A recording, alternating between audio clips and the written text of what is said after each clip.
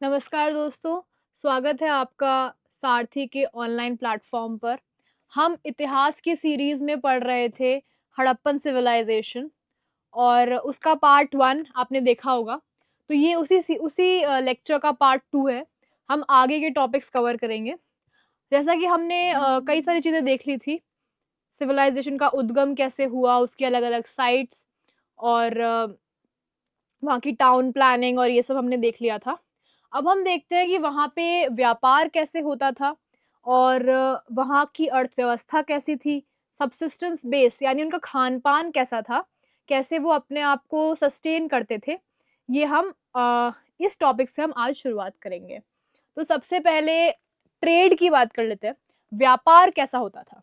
जैसा कि ये मैप आप यहाँ पे देख रहे हैं, मेसोपोटामिया जो थी सिविलाइज़ेशन, वो सिंधु घाटी सिविलाइज़ेशन के समकालीन थी, उस सेम टाइम पे थे वो और उन दोनों के बीच में लॉन्ग डिस्टेंस ट्रेड थी।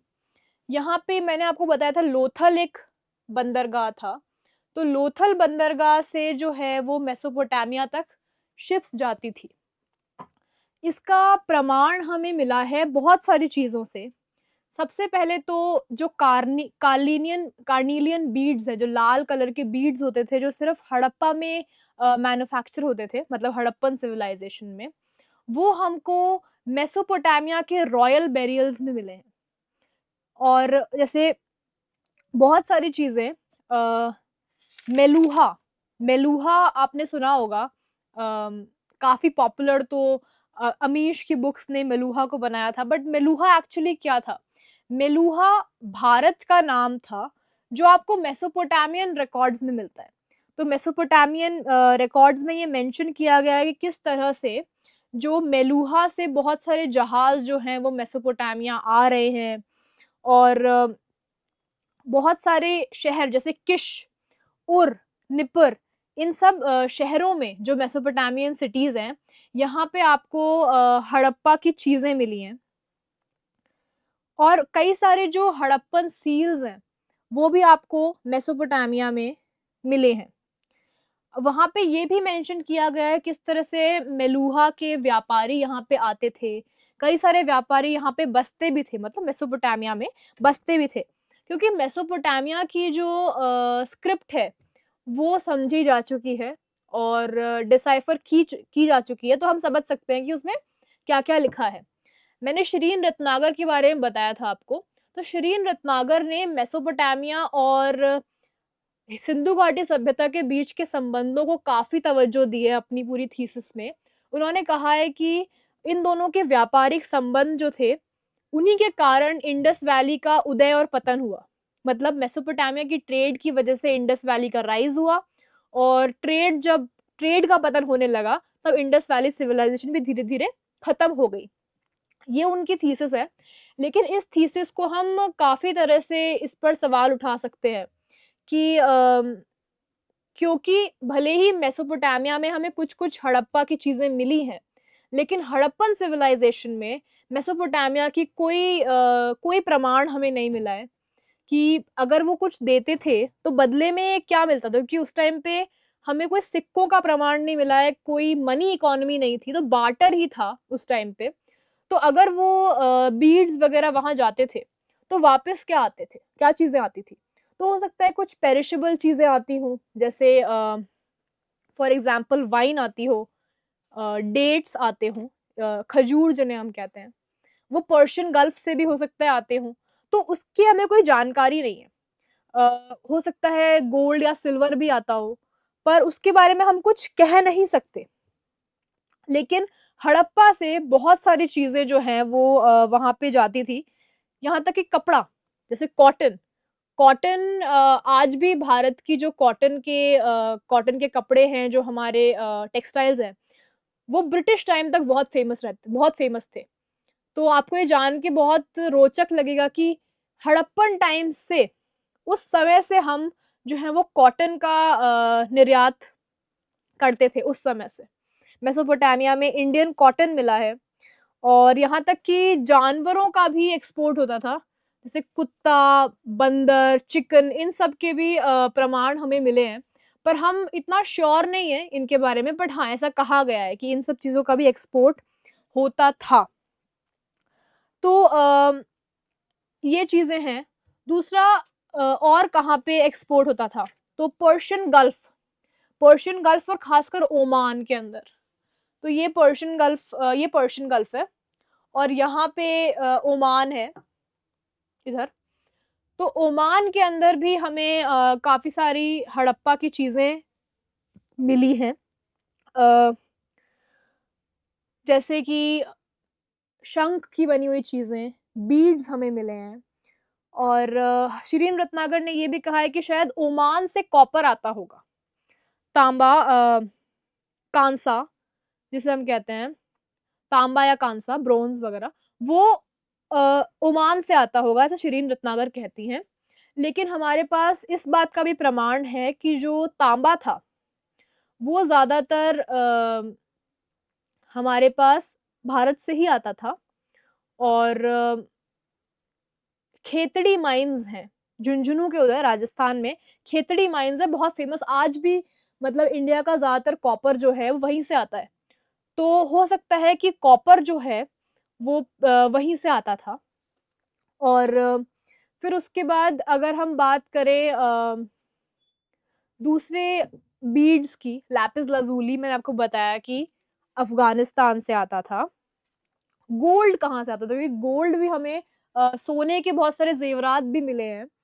तो ऐसा कहा गया है कि गोल्ड शायद कोलार माइन्स से आता था।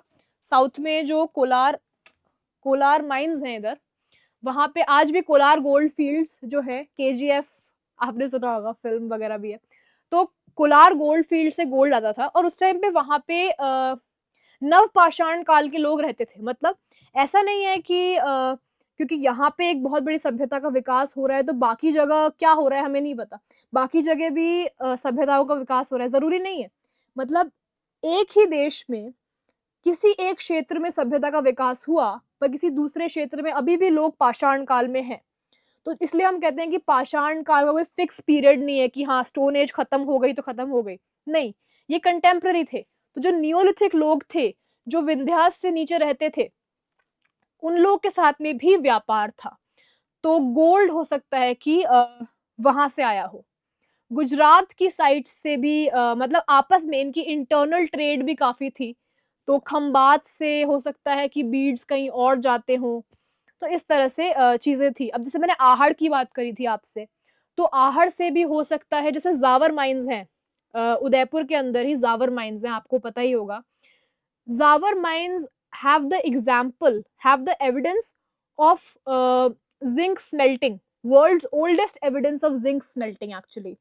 तो ज़िंक जो है, जिसे ज़स्ता कहते हैं, उसकी स्मेल्टिंग बहुत कॉम्प्लिकेटेड प्रोसेस से होती है। तो वेस्ट के अंदर बहुत बाद में वो प्रोसेस वो लोग समझ पाए थे। लेकिन इंडिया के अंदर जियोलॉजिकल सर्वे ऑफ इंडिया की साइट भी है ज़ावर। तो ज़ावर के अंदर ज़िंक, सिल्वर, लेड अ, ये सब चीज़ें जो हैं, वो उनकी माइनिंग, स्मेल्टिंग होती थी। तो ये सब चीज़ें हो सकता है ज़ावर से आती हों। तो इस तरह से तुर्कमेनिस्तान से भी रिलेशंस थे इनके और फरघाना, कज़ाकिस्तान, यहाँ सब से भी जेड, टिन और ये सब चीज़ें हो सकता है आती हो। तो हम क्लियरली नहीं कह सकते, पर हाँ, इंडस वैली सिविलाइज़ेशन के लोग जो हैं, वो उनके जो व्यापारी थे, वो काफ़ी लंबी-लंबी दूरी की यात्राएँ करते थे और इस तरह से व्यापार करते थे। और शोर्तुगाई भी कहा गया है कि शोर्तुगाई जो है, जो ये साइट मैंने आपको दिखाई थी, शोर्तुगाई इतना दूर है, मतलब बिल्कुल आगे जाके अफ़गानिस्तान के उधर। तो ये साइट क्यों थी? हो सकता है यहाँ पे जो व्यापारी जाते थे, यहाँ पे थोड़ा-सा वो आराम करते थे और फिर वो आगे बढ़ते थे अपनी यात्राओं में। हो सकता है इसलिए थी। और संजीव सान्याल हैं, उन्होंने ये भी कहा है कि हो सकता है क्योंकि भारत के पास कभी भी अच्छी नस्ल के घोड़े नहीं थे। घोड़ों पे भी काफ़ी डिबेट है, हम आगे देखेंगे घोड़े थे कि नहीं थे इस सिविलाइज़ेशन के अंदर। तो हो सकता है कि घोड़ों को इम्पोर्ट जो हम सेंट्रल एशिया से करते थे, वो शोर्तुगाई के थ्रू करते थे, ऐसा संजीव सान्याल का आर्गुमेंट है। फिर हम बात करते हैं लिपि की और क्या वो लोग, क्या हड़प्पा के लोग लिखना जानते थे? और लिखना जानते थे तो वो क्या लिखते थे? उसकी बात हम करते हैं। स्क्रिप्ट, लिपि।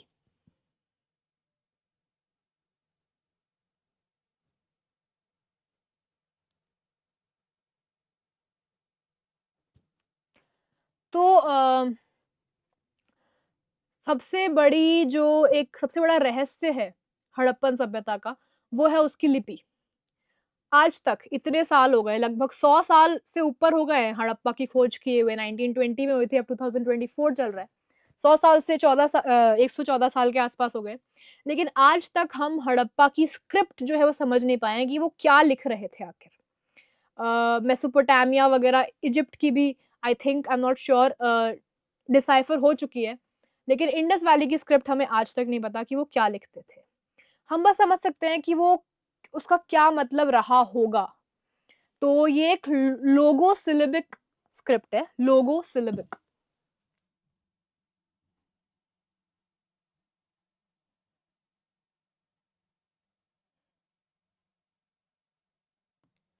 मतलब इसके अंदर जो हर एक सिंबल है, इसका कुछ एक मतलब है।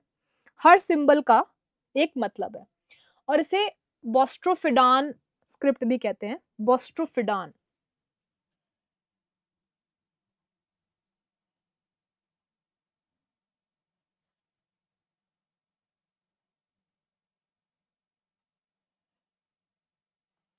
इसका मतलब क्या है इस भारी भरकम शब्द का? इसका मतलब ये है कि जैसे अपन जब देवनागरी लिखते हैं, तो अपन लिखते हैं लेफ्ट से राइट की तरफ, ठीक है? जब अपन अरबी स्क्रिप्ट लिखते हैं, अरेबिक स्क्रिप्ट जिसमें उर्दू लिखी जाती है, वो अपन लिखते हैं राइट टू लेफ्ट, उल्टा, है ना? तो ये स्क्रिप्ट ऐसी है कि जिसमें आप पहली लाइन तो लेफ्ट टू राइट लिख रहे हो और सेकंड लाइन आप राइट टू लेफ्ट लिख रहे हो। इसका मतलब होता है बोस्ट्रोफिडान स्क्रिप्ट, ठीक है? अब ये स्क्रिप्ट कहाँ से आई? क्या ये स्क्रिप्ट इंडस वैली के पतन के बाद ये स्क्रिप्ट भी कहीं गायब हो गई, या फिर आज भी ये स्क्रिप्ट जीवंत है कहीं न कहीं हमारे आज की लिपियों में? तो बहुत सारे स्कॉलर्स ने अलग-अलग आर्ग्यूमेंट्स दिए हैं। कुछ लोग बोलते हैं कि ये द्रविडियन स्क्रिप्ट है, क्योंकि अभी जो साउथ के अंदर कीलड़ी सिविलाइज़ेशन को एक्सकवेट किया है, तो वहाँ पे कुछ-कुछ ऐसे मटकों के टुकड़ों पे आपको हड़प्पा जैसी स्क्रिप्ट की डिज़ाइन्स मिली है। तो कुछ लोग बोलते हैं कि ये द्रविडियन स्क्रिप्ट है। कुछ लोग बोलते हैं कि नहीं, ये एक आर्यन स्क्रिप्ट है और इसी स्क्रिप्ट से बाद की स्क्रिप्ट्स बनी, जैसे ब्राह्मी स्क्रिप्ट बनी, उसके बाद धीरे-धीरे देवनागरी भी इसी से निकली है। तो लोगों बहुत सारे स्कॉलर्स ने इनके हड़प्पन स्क्रिप्ट के सिंबल्स लेके और ब्राह्मी से कंपेयर किया है कि देखो काफ़ी सारे समानताएँ हैं इनके अंदर। तो इस पे काफ़ी ज़्यादा डिबेट है और ये जो विवाद है, जो कंट्रोवर्सी है, ये थोड़ी-थोड़ी पॉलिटिकल भी हो जाती है, क्योंकि उसमें पूरी आर्यन-द्रविडियन डिबेट भी घुस जाती है इस लिपि वाली चीज़ में। लेकिन the bottom line is that all the sites of the civilization had a similar script, और ये बहुत बड़ी बात है कि that is an example of urbanization. हर साइट की हर साइट के लोगों को ये स्क्रिप्ट लिखनी आती थी, वो समझते थे। तो आपस में जो संपर्क का ज़रिया था, कम्युनिकेशन का ज़रिया था, वो ये स्क्रिप्ट थी। अब स्क्रिप्ट की बात हो गई, हम आगे बढ़ते हैं कि हड़प्पा के लोगों के धार्मिक विचार और इन इन सब चीज़ों को लेके क्या बिलीफ सिस्टम्स थे कि जीवन का अर्थ क्या है? क्या मृत्यु के बाद भी कोई जीवन है? कौन-सी देवी-देवताओं को वो पूजते थे? इन सब पे हम बात करते हैं, जिस पे ज़्यादा बात नहीं की जाती है।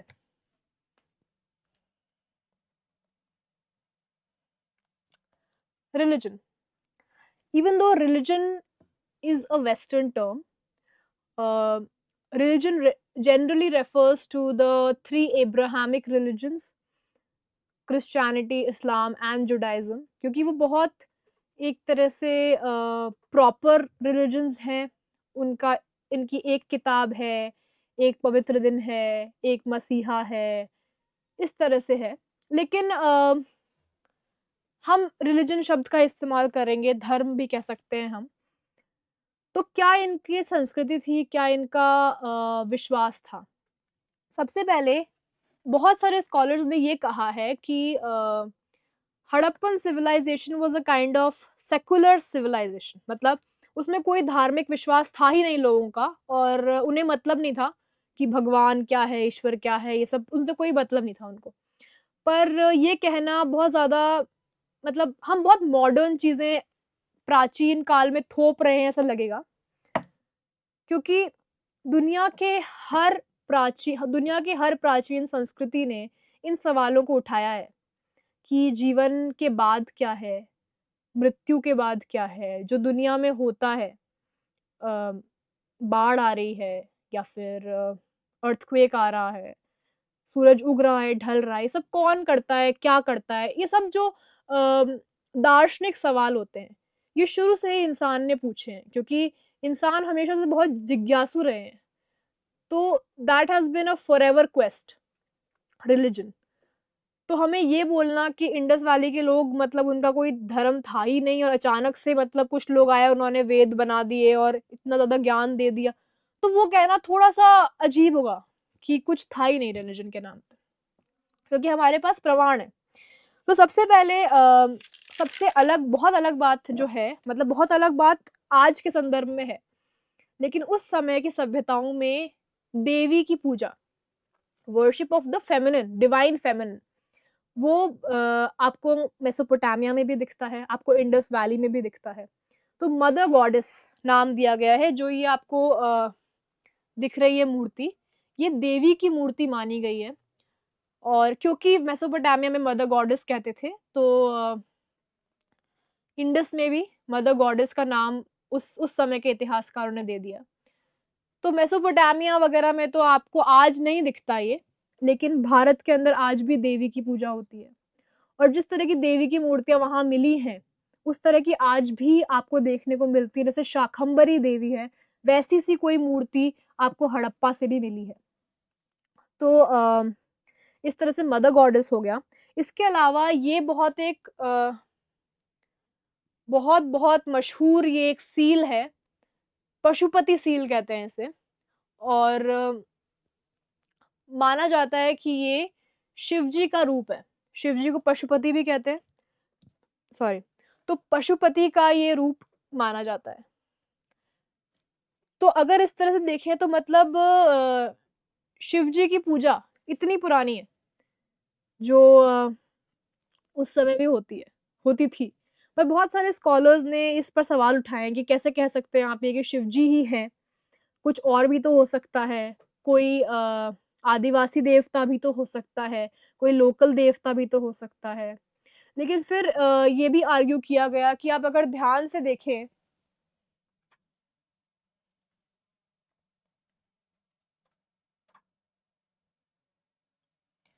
तो आपको एक योग आसन की मुद्रा दिखेगी।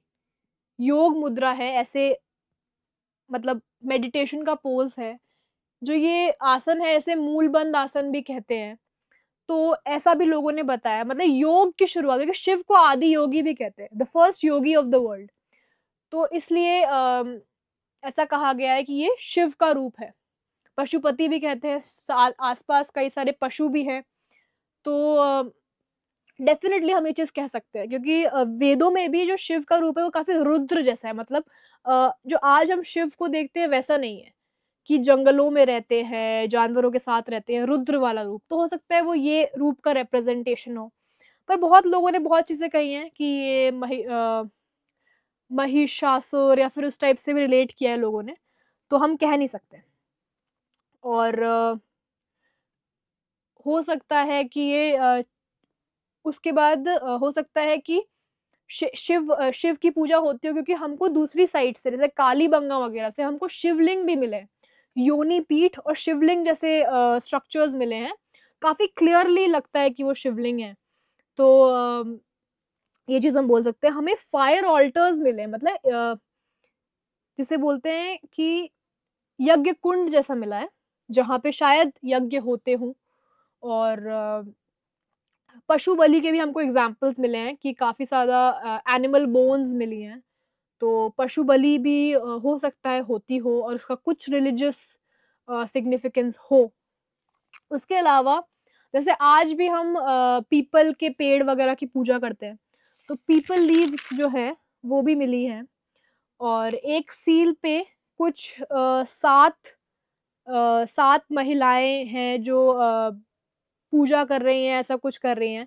तो स्कॉलर्स ने कहा है कि ये सप्तऋषि या सप्त मैत्रिका हो सकती हैं, जिनकी बाद में काफ़ी पूजा होने लगी। जो अलग-अलग जानवर दिखाए गए हैं, जैसे ये बैल हो गया या फिर टाइगर हो गया या राइनो हो गया, ये सब दिखाए गए। तो कुछ लोग कहते हैं, कुछ स्कॉलर्स कहते हैं कि ये सिर्फ़ मतलब ऐसे ही नहीं बनाए गए थे। हो सकता है इनका कुछ कुछ धार्मिक महत्व हो, क्योंकि हमें पता है कि बाद में हिंदू धर्म में पशुओं का काफ़ी महत्व रहा है। जैसे वाहनों अलग-अलग देवताओं के वाहन जो हैं, वो ये पशु हैं। बुल्स काफ़ी मिलते हैं हमको, बैल काफ़ी मिलते हैं और बैल बाद में हम जानते हैं कि शिव जी के वाहन के रूप में, नंदी के रूप में हम बैल को जानते हैं। तो ये सब सिमिलैरिटीज़ हमें दिखती हैं और बहुत सारे ऐसे आपको जानवर मिले जो 2-3 जानवरों के मिक्सचर है। जैसे ये यूनिकॉर्न यूनिकॉर्न तो हम कह रहे हैं अंग्रेज़ी में, पर शायद ये कोई घोड़ा या बैल या गाय उनका मिक्सचर लग रहा है और हो सकता है इसका कुछ तो मतलब धार्मिक महत्व रहा हो। तो क्योंकि बाद में भी जब हम देखें तो हिंदू धर्म में जो एक तरह से हाइब्रिड एनिमल्स काफ़ी दिखते हैं। जैसे मकर हो गया, मकर हमें दिखता है, हमें शार्दुल दिखता है, हमें मतलब इंसान और जानवर का मिक्सचर से नरसिम्हा हमें दिखते हैं। तो उस तरह से यहाँ पे भी काफ़ी सारे मिले हैं, जिसमें टाइगर और इंसान का मिक्सचर जो है वो कई सारे टैबलेट्स पे हमें मिला है। तो ये चीज़ें हैं। फिर बहुत क्लियर अगर हमें कुछ दिखता है तो वो है स्वास्तिक। स्वास्तिक जो है वो हमें बहुत अलग-अलग सील्स पे दिखा है और आज भी आपको जैसे पता है कि स्वास्तिक को कितना पवित्र माना जाता है, आज भी हम स्वास्तिक बनाते हैं। चक्र मिले हैं, चक्र सिम्बल्स कई सारे टैबलेट्स पे मिले हैं चक्र का। तो बाद में बौद्ध और हिंदू धर्म में चक्र जो है वो एक समय की निरंतरता का प्रतीक बना था। तो ये भी हमें मिलता है। उसके अलावा ग्रेट बाथ के बारे में मैंने आपको बताया था कि मोहनजोदड़ो में एक बहुत बड़ा एक कुंड था, जिसमें शायद पानी भरते होंगे, शायद उसमें स्नान करते होंगे, जैसे आज भी हम गंगा में स्नान करते हैं। हो सकता है उसका कुछ रिलिजियस मतलब हो, सेरेमोनियल जो बेथिंग होती है, सब लोग मिलके स्नान करते हैं, डुबकी लगाते हैं, वो सब। फिर उसके बाद हड़प्पा के अंदर हमको सब तरह के एग्ज़ाम्पल्स मिले हैं, मतलब लोगों को गाड़ा भी गया है, जैसे राखी गढ़ी से हमें स्केलेटन्स मिले हैं, जलाया भी गया है और फिर एक छोटे से कलश के अंदर आपको उनके अवशेष मिले हैं, तो दाह संस्कार भी हुआ है, गाड़ा भी गया है, फिर कुछ-कुछ जगह पे फ्रैक्शनल बरियल्स भी मिले हैं, कई जगहों पे ऐसा भी मिला है कि मतलब आप बस बॉडी को एक्सपोज़ कर देते हैं और फिर जो पक्षी वगैरह है और वो आके खा लेते हैं, वो सब उसका भी एग्ज़ाम्पल हमें हड़प्पा से मिलता है। तो मतलब all kinds of funerary practices are found in Harappa and they also survive like for example even today funerary practices of exposing the body to elements like vultures and all वो हमको पारसियों में देखने को मिलता है और बहुत सारे स्कॉलर्स हैं जैसे संजीव सान्याल उन्होंने एक्सप्लेन किया है किस तरह से जो पारसी हैं और जो वैदिक लोग थे उनमें काफ़ी समानताएँ हैं। उनकी पूरी जो संस्कृत और अवेस्ता की स्क्रिप्ट है वो काफ़ी एक जैसी है। तो ऐसा मतलब ऐसी थ्योरीज़ हैं कि बाहर गए थे लोग इंडिया से और वो बाद में ईरान में जाके सेटल हो गए थे एंड दे वर द पारसीज़। तो हड़प्पा से हमको वो एग्ज़ाम्पल्स मिलते हैं कि आज भी आपको अगर शायद पता होगा तो पारसी जो होते हैं वो मृत्यु के बाद शरीर को गाड़ते या जलाते नहीं हैं, वो वल्चर्स को खिला देते हैं। तो वो एग्ज़ाम्पल हमें हड़प्पा तक में मिलता है, ये सारी तरह की प्रैक्टिसेज़ और आज भी काफ़ी समुदाय हैं हिंदू धर्म में जो जलाते नहीं हैं बल्कि गाड़ा जाता है जिनके अंदर, जैसे नाथ संप्रदाय वगैरह हो गया। तो ये सब के सर्वाइवल्स हमें आज भी दिखते हैं। अ, तो ये और हाँ, सबसे ज़्यादा इंटरेस्टिंग बात ये है कि नमस्ते, जैसे हम नमस्ते करते हैं आज भी, उसका एग्ज़ाम्पल भी हमको हड़प्पा में मिला है।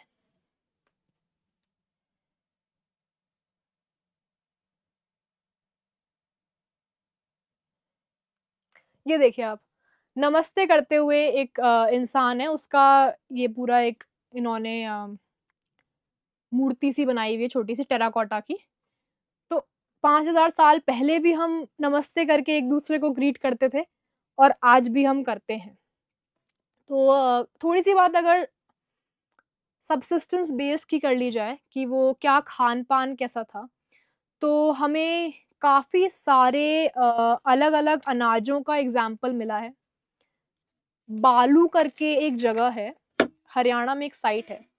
वहाँ से हमको अलग-अलग तरह की बहुत सारे जो अनाज हैं या खाने की चीज़ें हैं, जैसे आप लोग सोच रहे होंगे कि मतलब इतने टाइम तक अनाज जीवित कैसे रहता है? तो क्या होता है अगर कोई अनाज का दाना अगर जल जाता है, चार्ड ग्रेन्स बोलते हैं उनको, अगर वो जल जाता है तो वो काफ़ी टाइम तक जीवित रह सकता है, हज़ारों साल तक रह सकता है, ज़मीन में। तो ऐसे चार्ड ग्रेन्स हमें मिले हैं और क्योंकि हड़प्पा के लोग ज़्यादातर मुख्यतः वो खेती करते थे, लेकिन पशुपालन भी करते थे और हड़प्पन मैच्योर फ़ेज़ के डिक्लाइन के बाद, जब वो लेट फ़ेज़ हुआ ना, तब काफ़ी सारे अलग-अलग तरह के प्लांट्स ये लोग उगाने लगे। मतलब काफ़ी डाइवर्सिफ़ाई हुआ एग्रीकल्चर बाद में। भले ही शहरों का पतन हुआ, लेकिन ग्रामीण जीवन जो है वो फिर से जीवंत हो उठा और काफ़ी डाइवर्सिटी हमें मिलती है पोस्ट हड़प्पन फ़ेज़ में। जैसे मैंने बालू के बारे में आपको बताया था, तो बालू से आपको क्या-क्या मिला है अनाज के नाम पे। सबसे पहले तो आपको मिला है बार्ले जिसे जौ कहते हैं हम, हमें चावल मिले हैं, वाइल्ड वैराइटीज़ भी मिली हैं चावल की। अ, हमें मिला है अंगूर मिले हैं हमें, मेहंदी के एग्ज़ाम्पल मिला है, हमें मिलेट्स मिले हैं, रंगपुर से भी मिले हैं, रंगपुर और बालू, रंगपुर गुजरात में है। ये दोनों साइट्स बालू और रंगपुर ग्रेन्स के लिए फ़ेमस हैं। आपको दालें मिली हैं काफ़ी तरह की, चने मिले हैं और मेलन्स मिले हैं, मटर, तिल, इवन लहसुन। लहसुन का भी एग्ज़ाम्पल आपको यहाँ से मिला है। उसके अलावा आपको फिर एक और ये डिबेट होती है कि इंडस वैली के लोग क्या शाकाहारी थे या मांसाहारी थे? इस पे काफ़ी डिबेट हो जाती है भारत में क्योंकि काफ़ी संवेदनशील मुद्दा है ये। लेकिन हमें काफ़ी क्लियर प्रमाण मिले हैं मांसाहारी आहार के। बहुत सारी साइट्स हैं, खासकर एक साइट है शिकारपुर, जहाँ पे हमें बहुत सारे जानवरों की हड्डियाँ मिली हैं। तो हो सकता है कि उन्हें मार कर खाते हों। हंटिंग मतलब काफ़ी सारे छोटे-छोटे टूल्स भी मिले हैं हंटिंग के, तो वो भी एग्ज़ाम्पल है। उसके अलावा अभी रिसेंट एक स्टडी हुई थी, जिसके अंदर हड़प्पा के जो बर्तन हैं, उनकी टेस्टिंग हुई थी और वहाँ पे लिपिड लिपिड टेस्टिंग होती है, फैट होता है एक लिपिड मतलब फैट होता है। तो उसमें पता पड़ा है कि एनिमल फैट का एग्ज़ाम्पल वहाँ पे मिला है। तो मतलब जानवरों को शायद पकाकर खाते थे हड़प्पा के लोग। मछली भी शायद पकड़ के खाते थे, फिश हुक्स वगैरह भी हैं, मिले हैं। तो ये सब है। उसके अलावा हम बात करते हैं वहाँ के पॉलिटिकल ऑर्गनाइज़ेशन की, कि वहाँ के पहले सोसाइटी कर लेते हैं, समाज कैसा था हड़प्पा का?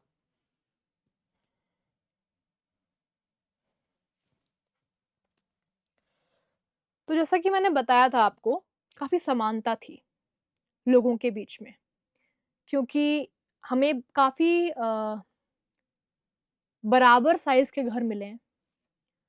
ऐसा नहीं है कि कोई घर बहुत ही बड़ा है, कोई घर बहुत ही छोटा है, ऐसा नहीं है। छोटे-छोटे गाँवों में भी हमें काफ़ी बड़े-बड़े घर मिले हैं। छोटे घरों में हमें काफ़ी सारा धन मिला है, धन मतलब गहने वग़ैरह मिले हैं। फिर ऐसा कुछ एग्ज़ाम्पल नहीं है मार-काट का, मतलब छोटे-मोटे पत्थर के हथियार मिले हैं जो शायद जानवरों का शिकार करने के लिए इस्तेमाल होते हों। पर ऐसे कोई बड़े हथियार नहीं मिले। मतलब जैसे मैंने शुरू में आपको कहा था कि हड़प्पा की ख़ास बात 3-4 बताई थी मैंने, उनमें से एक ये भी है कि वहाँ पे आपको संघर्ष का, आपसी हिंसा का प्रमाण कोई ख़ास नहीं मिलता है। कोई युद्ध हुआ हो बहुत बड़ा, इसका भी आपको प्रमाण नहीं मिलता। तो लोग शांति से, सौहार्द से रहते थे, आपसी सामंजस्य था, ये हम समझ सकते हैं कि वहाँ के समाज में। फिर अगर हम बात करें कि महिलाओं और स्त्रियों की क्या पोज़ीशन थी, क्या स्टेटस था, तो हमें दोनों महिलाओं की भी मूर्तियाँ मिली हैं छोटी-छोटी टेराकोटा की, पुरुषों की भी मिली हैं और पुरुषों ने मतलब धोती वगैरह पहन रखी है, सिर पे साफ़ा जैसा बाँध रखा है। महिलाओं के लंबे बाल हैं, चोटी-वोटी हमें दिखती है। लेकिन गहने जो हैं वो पुरुष और महिलाएँ दोनों पहनते थे, दोनों पहनते थे और काफ़ी सिमिलैरिटीज़ भी दिखी हैं पुरुष और महिलाओं की मूर्तियों में, कपड़ों में भी। एक बहुत इंटरेस्टिंग हमें मूर्ति मिली है, जिसमें एक आदमी है, एक बच्चे को उसने मतलब ऐसे गोद में ले रखा है। तो इससे हमको दिख सकता है कि हो सकता है कि घर के पुरुष भी बच्चों का ध्यान रखने में हाथ बटाते हों। लेकिन डिवीज़न ऑफ लेबर हमको दिखता है कि घर का काम महिलाएँ कर रही हैं, बाहर का काम पुरुष कर रहे हैं। जैसे खाना-वाना बनाना अम, बीज वग़ैरह उनको पीसना, ये सब महिलाएँ करती हुई कुछ-कुछ सील्स में दिखती हैं। लेकिन फिर भी हम कह सकते हैं कि हाँ, बराबरी थी और दोनों का इक्वल काम था। ये हम कह सकते हैं कि बहुत सारे टैबलेट्स में हमें दिखी हैं महिलाएँ जो बाघ से लड़ रही हैं, जानवरों से लड़ रही हैं, टाइगर्स से। तो वो भी आपको दिखाता है कि perhaps she was a Harappan goddess of war ऐसा भी लोगों ने कहा है। तो जो आज हमारी देवियाँ होती हैं, जिनके हाथ में हथियार होते हैं, तो वो कोई इतना नया नहीं है। हड़प्पा में भी हमें वो देखने को मिलता है। उसके अलावा एक बहुत काफ़ी वाद-विवाद जो है वो एक और विषय पे छिड़ा है हड़प्पा के अंदर और वो है कि वहाँ का राजनीतिक ढाँचा क्या था? Political organisation.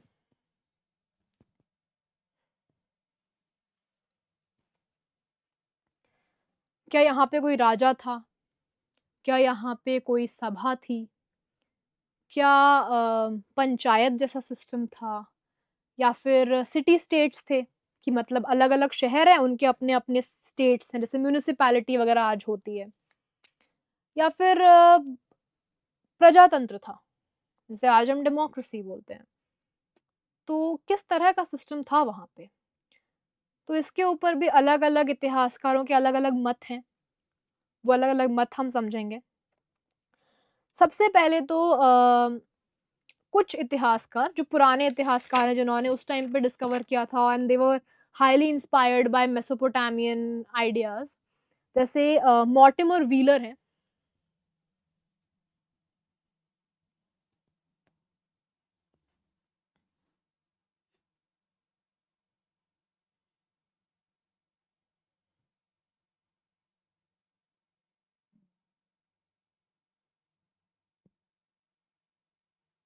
मॉर्टिमर व्हीलर कहते हैं कि हड़प्पा जो था, हड़प्पन संस्कृति जो थी, क्योंकि उसके अंदर इतनी समानताएँ हैं अलग-अलग साइट्स में, तो ऐसा हो ही नहीं सकता कि वहाँ पे कोई एक केंद्रीय शासन ना हो, एक सेंट्रलाइज़्ड स्टेट जो है ना, वो वहाँ पे होना चाहिए था।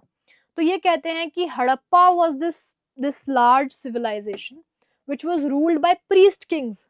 प्रीस्ट किंग्स वो भी मेसोपोटामिया से ही आता है वो पूरा टर्म कि जो मतलब पंडित भी हैं, प्रीस्ट भी हैं और राजा भी हैं। जो मोहेंजोदाड़ो से हमको वो एक मूर्ति मिली थी, शुरू में दिखाई थी मैंने आपको, वो प्रीस्ट किंग उनने बोला कि ये प्रीस्ट किंग है और ये जो है वो 2 कैपिटल हैं इंडस वैली की, हड़प्पा और मोहेंजोदाड़ो ट्विन कैपिटल्स हैं और वहाँ से ये राज करते हैं प्रीस्ट किंग्स। ये व्हीलर साहब ने कहा था। मतलब केंद्रीय शासन है वहाँ पे। लेकिन एक और हिस्टोरियन हुए फेयरसर्व्स।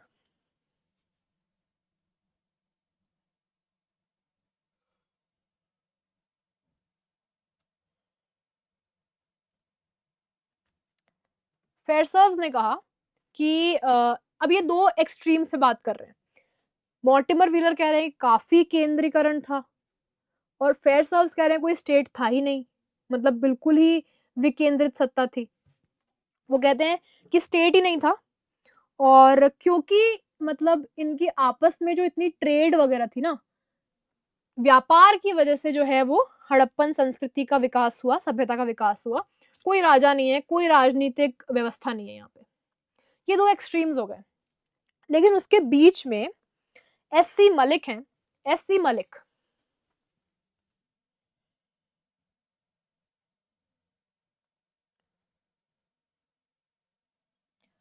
जो कहते हैं कि हड़प्पा जो है वो एक इंटरमीडिएट स्टेट है। मतलब पूरी तरह से एक स्टेट नहीं है, लेकिन अ, बिल्कुल भी स्टेटलेस भी नहीं है। स्टेटलेस सोसाइटी भी नहीं है, पर पूरी तरह से मतलब अच्छे से बना हुआ एक वेल ऑर्गेनाइज्ड स्टेट भी नहीं है। तो एक इंटरमीडिएट स्टेट है हड़प्पन सिविलाइजेशन, ऐसा वो कहते हैं। शिरीन रत्नाकर भी कहती हैं कि ये कोई एम्पायर है, कोई एक साम्राज्य है हड़प्पन, जो जैसा कि व्हीलर साहब ने कहा था वैसा ही कुछ, कि एक साम्राज्य है, ये एक राजतंत्र है, राजतंत्र नहीं मतलब राजा का रूल है और इस तरह का है। उसके अलावा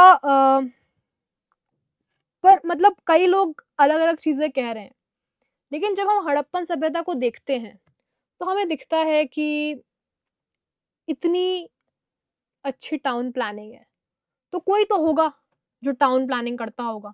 मतलब अगर कोई स्टेट है ही नहीं तो अपने आप तो नहीं हो सकती है वो टाउन प्लानिंग।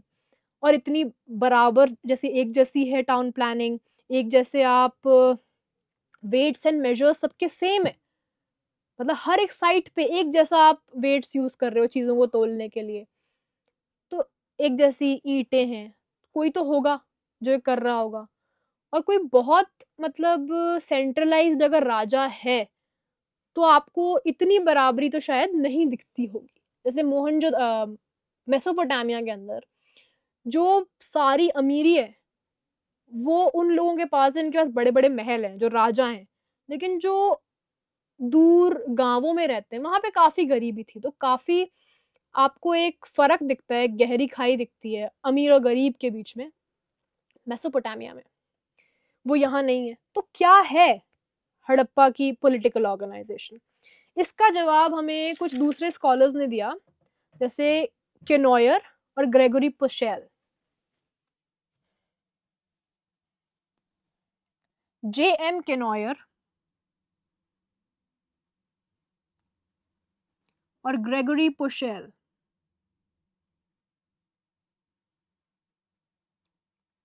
ये लोग बोलते हैं कि Harappan civilisation had a very strong corporate element. आजकल नहीं होता कॉर्पोरेट जॉब वगैरह, उस टाइप का मतलब था वहाँ पे। जैसे काम डिवाइड किया हुआ था। एक पूरी टाउन काउंसिल थी शायद, एक एक म्युनिसिपैलिटी जैसी, पंचायत जैसी, अर्बन मतलब जैसे पंचायत होती है आज, उस टाइप की थी। और ये सब लोग मिलकर जो है वो निर्णय लेते थे, आपस में बात करके निर्णय लेते थे। तो एक तरह से it was a kind of democracy तो नहीं बोल सकते, पर हाँ, आपस में इन लोगों का डिस्कशन होता था, ऊपर से कुछ भी थोपा नहीं जाता था। We can say it was a kind of oligarchy, oligarchy बोल सकते हैं। या फिर ऐसा बोल सकते हैं कुछ स्पेशलिस्ट्स थे, जो अपनी-अपनी चीज़ों को ध्यान रखते थे। जैसे मर्चेंट्स हो गए, वो अपना कार्यभार सँभालते थे, व्यापार। एडमिनिस्ट्रेटर्स हो गए, प्रशासन को देखते थे। इस तरह से भी हो सकता है। तो maybe it was ruled by a group of rulers और अ काउंसिल। ये हम समझ पाए हैं। जैसे बाद में वेदों में सभा और समितियाँ थी, हो सकता है वैसा ही कुछ हो उस समय भी। तो ये भी हम कह सकते हैं। फिर एक और ऐसा मुद्दा आता है जिसके ऊपर भी काफ़ी ज़्यादा बहस है इतिहासकारों के बीच में, और वो है कि हड़प्पन सभ्यता का अंत कैसे हुआ? Decline of the Harappan civilisation.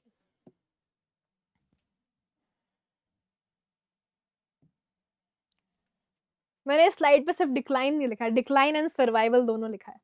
क्योंकि भले ही हड़प्पन सभ्यता का पतन हो गया था, लेकिन बीबी लाल, एक हिस्टोरियन है जो कहते हैं कि Harappans are still alive among us, आज भी हमारे बीच जिंदा है वो। और कैसे हम समझेंगे? तो डिक्लाइन कैसे हुआ, इसके ऊपर सबसे पॉपुलर जो थ्योरी है, और ऐसी थ्योरी जो आम लोग भी जानते हैं, वो जो इतिहास नहीं पढ़ते वो भी जानते हैं, और वो थ्योरी है आर्यन इन्वेजन थ्योरी। काफी पॉलिटिक्स है इसके ऊपर, कि ऐसा कहा गया उस वक्त मॉर्टिमर व्हीलर थे, मैक्स म्यूलर थे, ये सारे जो अंग्रेज इतिहासकार थे, उन्होंने ऐसा कहा कि हड़प्पा सभ्यता खत्म इसलिए हुई क्योंकि कुछ आर्य लोग आए। अब आर्य लोग कहाँ से आए, इस पे भी डिबेट है। कुछ लोग बोलते हैं रशिया से आए, कुछ बोलते हैं सेंट्रल एशिया से आए, कुछ बोलते हैं कि इवन आर्कटिक भी कहा गया है कुछ लोगों ने, कि आर्कटिक से आए आर्य। तो स्टेपी जो है ग्रासलैंड, वहां से आए। तो आए ये लोग, और ये काफी गोरे थे, और इनके पास लोहे की तलवारें थी। मतलब ये कहने के लिए कि हड़प्पा के लोगों के पास लोहा नहीं था, और इन लोगों के पास लोहा था। इन लोगों के पास घोड़े थे, और हड़प्पा के लोगों के पास घोड़े नहीं थे। तो घोड़े ये लाए, लोहा ये लाए, ये गोरे थे, और इनकी ये नीली आंखें थी। जो पहले यहाँ पे लोग रहते थे वो काले थे। ऐसी ऐसी थ्योरीज इन्होंने बनाई। वो आए, इन्होंने हड़प्पा के लोगों को मार दिया, खत्म कर दिया, और फिर उन्होंने वहां पे एस्टैब्लिश हो गए। और उन लोगों ने बाद में जाके फिर वेद लिखे, एंड इंडियन सिविलाइजेशन बेसिकली जो आज हम मानते हैं, हिंदू धर्म वगैरह वगैरह, वो सारा का सारा आर्यन इन्वेजन से आया। तो मतलब बेसिकली ये भी बोलते थे वो लोग कि वो यूरोपियन, क्योंकि स्टेपी वगैरह बोल रहे हैं ना, तो वो यूरोपियन लोग थे जो आए थे, ऐसा अंग्रेजों ने शुरू में कहा था। तो ये ओरिजिनल थ्योरी थी। लेकिन अब इसके पीछे हमें जो कॉलोनियल पॉलिटिक्स है वो समझनी पड़ेगी। कॉलोनियल पॉलिटिक्स ये है कि जो थ्योरी है ना, ये हड़प्पन सिविलाइजेशन की खोज से पहले की है। कि वो ये कहना चाहते थे कि जो भारत के लोग थे उनके पास कोई सभ्यता नहीं थी, वो तो देवर सैवेजेस, देवर बारबैरिक पीपल। और बाहर से जो लोग आए, जो एक्चुअली यूरोप के लोगों के कजिन्स कह सकते हैं, वो आए, उन्होंने सभ्यता दी, उन्होंने ज्ञान दिया, उन्होंने वेद लिखे, ये वो, क्योंकि संस्कृत और यूरोपियन लैंग्वेजेस में उनको काफी समानताएं दिख गई थी, तो उन्होंने ये थ्योरी दे डाली। उनने क्यों दी ये थ्योरी? उनने इसलिए दी थ्योरी क्योंकि वो कहना चाहते थे कि आज हम तुम पे राज करते हैं तो कोई बड़ी बात नहीं है। तुम्हारी जो भी सभ्यता, संस्कृति, जो तुम्हारा ज्ञान है, वो सारा हमारे ही पूर्वज लाए थे तुम्हारे पास। तो एक इन्वेजन हुआ था 3-4 हजार साल पहले, जिससे अच्छा 1500 बीसी एग्जैक्ट डेट दी गई है इसकी, 1500 बीसी में ये इन्वेजन हुआ था, मतलब लेस देन 4000 ईयर्स। तो इसलिए वेद आए, इसलिए तुम इतने महान बने, तुम्हें तुम्हें ज्ञान इसलिए आया। और अब तुम वो लोग वो ज्ञान व्यान भूल चुके हो, तुम थोड़े वापस तुम लोग सिविलाइजेशन से दूर जा चुके, तो हम फिर आए हैं तुम्हें सभ्यता देने, तुम्हें सिविलाइज करने। जो व्हाइट मैन्स बर्डन वाली थ्योरी थी रडियार्ड किपलिंग की, वो जस्टिफाई होती थी इस आर्यन इन्वेजन थ्योरी से। तो जितने भी ओरिएंटलिस्ट स्कॉलर्स थे, उन्होंने खूब इस थ्योरी को बढ़ चढ़ के इसका प्रचार किया था उस समय। लेकिन फिर दिक्कत ये हो गई कि हड़प्पा की खोज हो गई। तो अब जो उनकी थ्योरी थी कि जो भारत के लोग थे ओरिजिनल, उन्हें कुछ नहीं आता था, वो बिल्कुल जंगलों में रहने वाले लोग थे, और मतलब वनवासी टाइप के लोग थे, और हमने आगे सिविलाइजेशन दी, वो पूरी थ्योरी जो है वो मिट्टी में मिल गई, क्योंकि हड़प्पन सिविलाइजेशन तो इतनी एडवांस थी। तो अब वो कहने लगे कि हड़प्पा के लोग भी सुमेरिया से आए थे वगैरह वगैरह।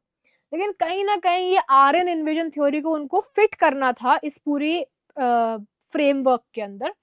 तो उन्होंने ऐसा कह दिया कि हड़प्पा का जो पतन हुआ है वो एक आर्यन इन्वेजन की वजह से हुआ है।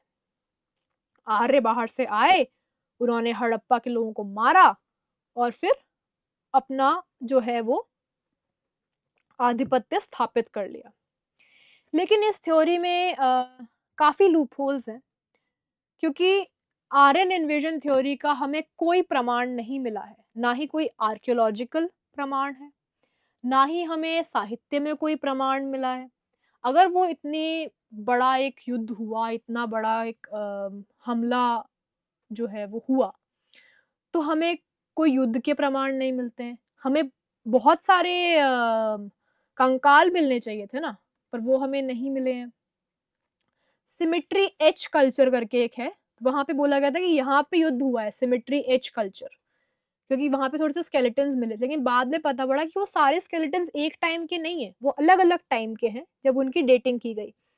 तो हम ये नहीं कह सकते कि युद्ध में वो सारे लोग मारे गए थे।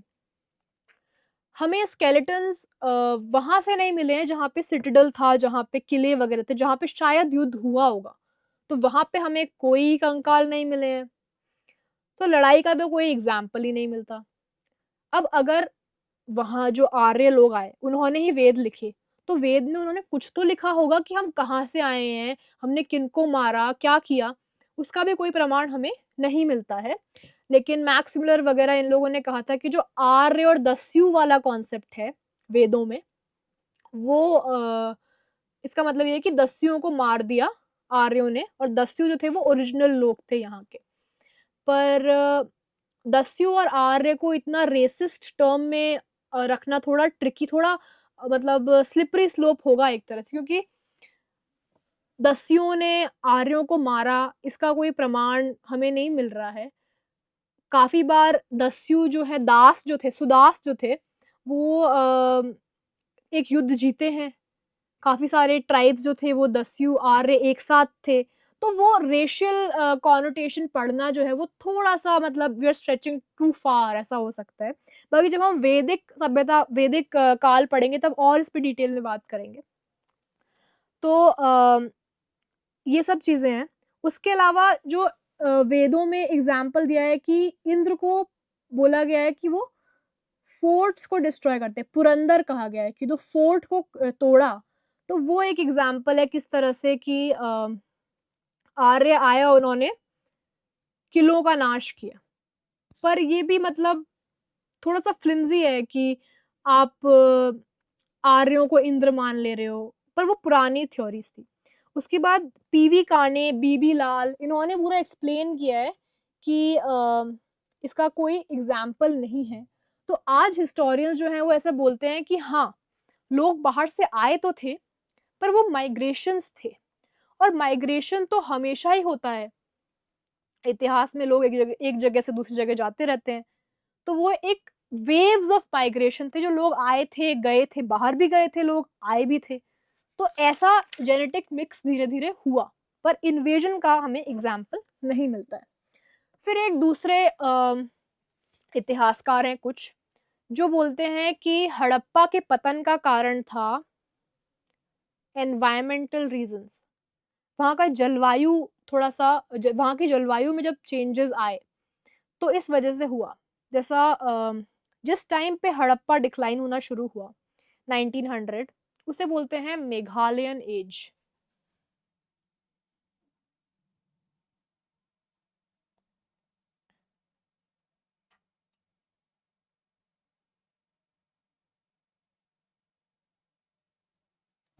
हम जियोलॉजिकल एजेस पढ़ते हैं, उसके अंदर आता है मेघालयन एज।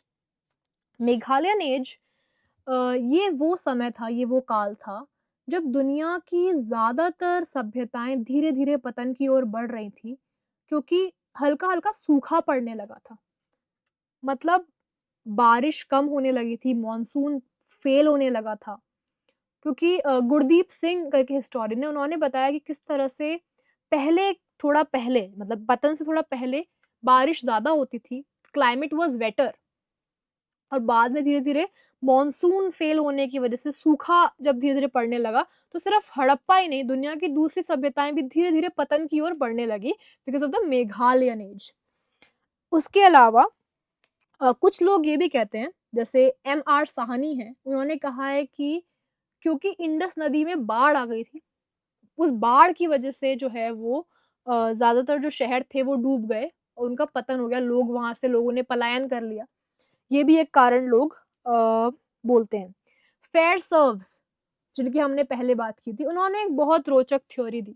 जैसे आज हम जलवायु परिवर्तन की बात करते हैं, क्लाइमेट चेंज की बात करते हैं कि इंसानों की वजह से, क्योंकि इंसान ने संसाधनों का इतना दुरुपयोग किया, इतना उसका दोहन किया संसाधनों का, इसलिए आज हम इस स्थिति में आ गए हैं कि हमारे जंगल कट चुके हैं और दिल्ली में जिस तरह का प्रदूषण है आपको पता ही है।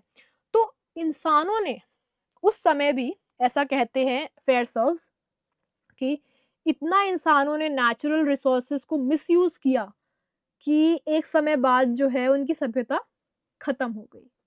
लेकिन कुछ लोगों ने इस पे सवाल उठाया है कि उस समय 5000 साल पहले जो आप आज की चीज़ वहाँ पे अप्लाई कर रहे हो, जैसे वो सेकुलर वाली बात भी हमने कहा था कि उस समय तो खूब, मतलब अंत ही नहीं था अ, प्राकृतिक संसाधनों का, प्राकृतिक निधि का कोई अंत ही नहीं था। तो थोड़ा बहुत अगर इंसान ने कर, इतनी मशीनें नहीं थी, इतना एडवांस नहीं था इंसान, तो फिर ऐसा बोलना कि इंसानी कारणों की वजह से ऐसा हुआ, थोड़ा-सा आप थोड़ा ज़्यादा अ, हो जाएगा वो। शिरीन रत्नागर जैसा कि हम बात करते हैं, उनका पूरा थीसिस मेसोपोटामिया के ही इर्द-गिर्द घूमता है, तो उन्होंने कहा था कि मेसोपोटामिया से व्यापार कम हुआ, तो हड़प्पा का पतन हुआ। लेकिन एक और बहुत इंटरेस्टिंग आर्गुमेंट जो है वो नया है और वो हमें मिलता है मिशेल डेनिनो से। मिशेल डेनिनो ने एक किताब लिखी है, द लॉस्ट रिवर।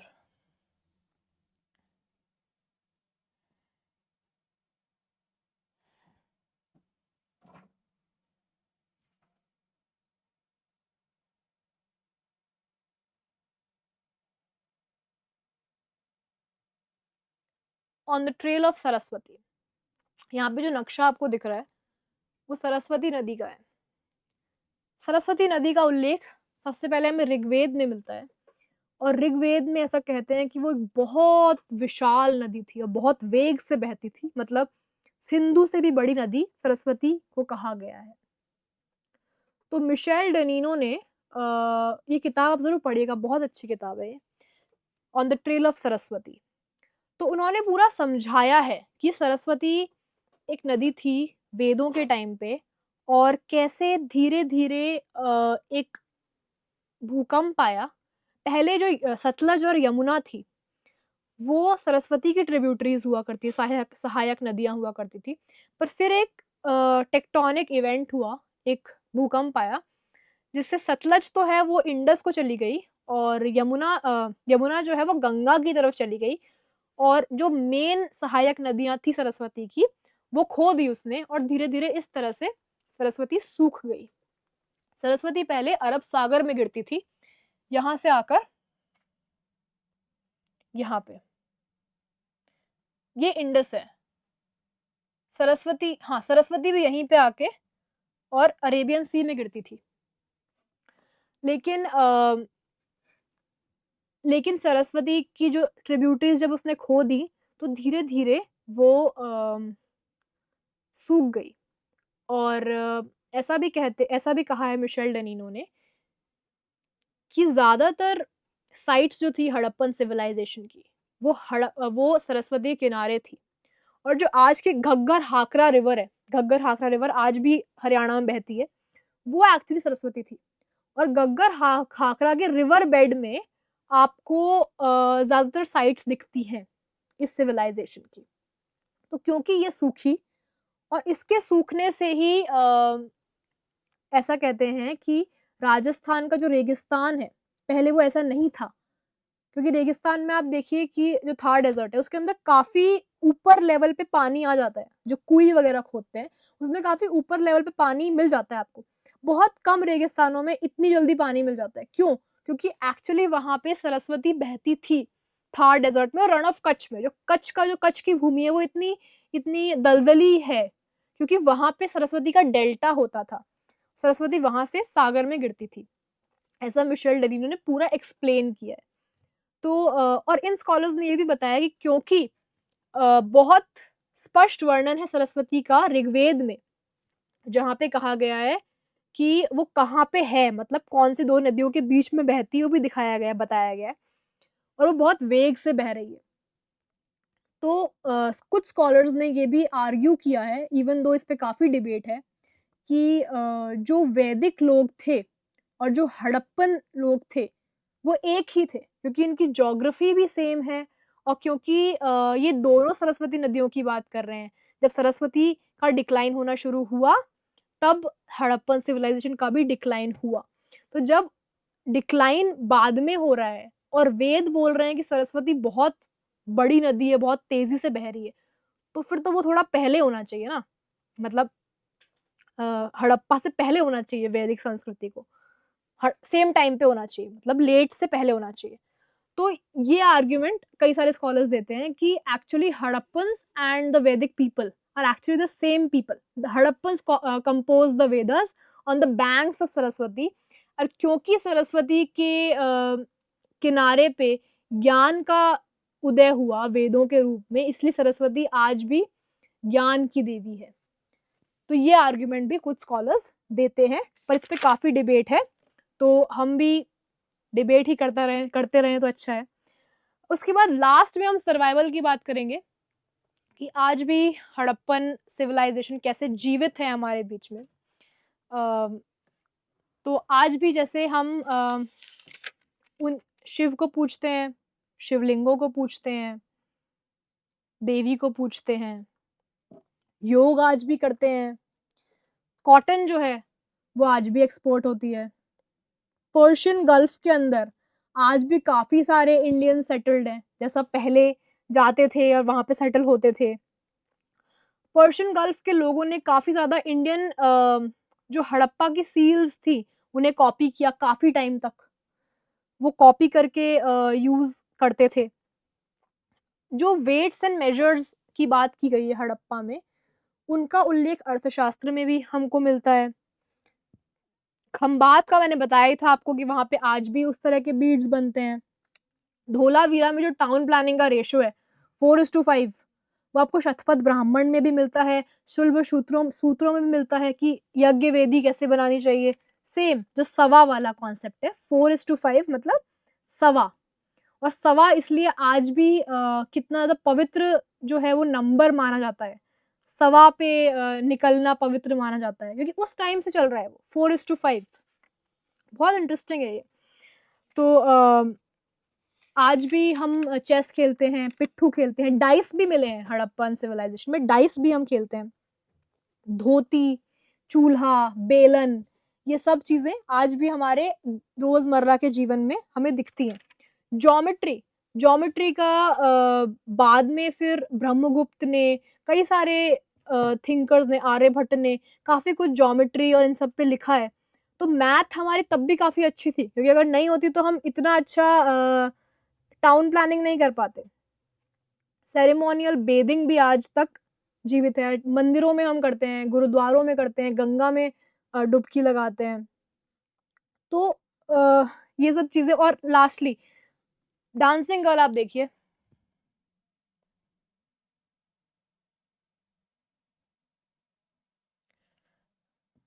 ये डांसिंग गर्ल है। इसने अपने हाथ में कंधे तक चूड़ियाँ पहन रखी हैं, और ये डांसिंग गर्ल हमें मोहनजोदाड़ो से मिली थी। मोहनजोदाड़ो थोड़ा-सा इधर पाकिस्तान में पड़ता है, पर राजस्थान बॉर्डर इधर से ही पड़ता है। जैसे आप मैप में देखिए, ये मोहनजोदाड़ो है, ये। तो इधर ये थोड़ा राजस्थान बॉर्डर के इधर ही पड़ता है ये मोहनजोदाड़ो। आज भी अगर हम देखें राजस्थान, हरियाणा वाले इलाके में महिलाएँ आज भी यहाँ तक के चूड़े पहनती हैं, हमको दिख जाएँगी ये सब चीज़ें। तो ये हड़प्पन सिविलाइज़ेशन पे पूरा व्याख्यान था। मुझे आशा है कि आपको अच्छा लगा होगा, क्योंकि हड़प्पन संस्कृति को अगर हम बस ऐसे पढ़ेंगे कि हाँ, बस सालों पहले कुछ लोग थे जो कुछ शहर बना के मर गए, तो शायद हमें इतना इंटरेस्टिंग नहीं लगे। पर अगर हम ये समझेंगे कि आज भी वो क्या कंटिन्यूटीज़ हैं और कैसे हम हड़प्पा के लोगों से सीख सकते हैं, टाउन प्लानिंग वगैरह, तो शायद हमें वो बहुत रोचक लगे और बहुत इंटरेस्टिंग लगे। Thank you so much.